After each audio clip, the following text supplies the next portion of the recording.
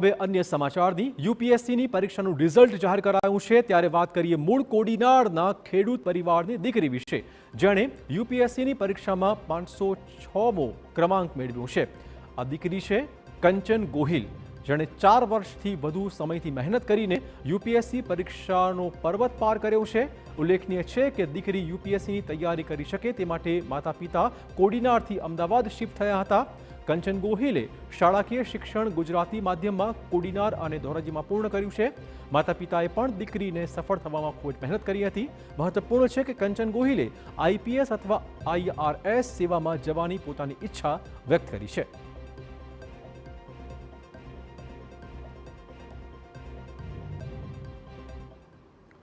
તો UPSC ફાઇનલનું result જાહેર કરાયું છે। યુપીએસસીની પરીક્ષામાં 1016 ઉમેદવારો ઉત્તીર્ણ થયા છે। યુપીએસસીમાં આદિત્ય શ્રીવાસ્તવે ટોપ કર્યું છે। અનિમેશ પ્રધાન બીજા ક્રમાંકે છે। જનરલ કેટેગરીમાં 347, ઈડબ્લ્યુએસમાં 115 ઉમેદવાર પાસ થયા છે। ઓબીસીમાં 303, એસસીમાં 165 અને એસટીમાં 86 ઉમેદવાર ઉત્તીર્ણ થયા છે। 25 ગુજરાતી ઉમેદવારો યુપીએસસી ક્લિયર કરવામાં સફળ નીવડ્યા છે। ગુજરાતના વિષ્ણુ શશિકુમાર 31મા ક્રમે ઉત્તીર્ણ થયા છે। ગુજરાતની અંજલિ ઠાકોરે 43મો રેન્ક મેળવ્યો છે।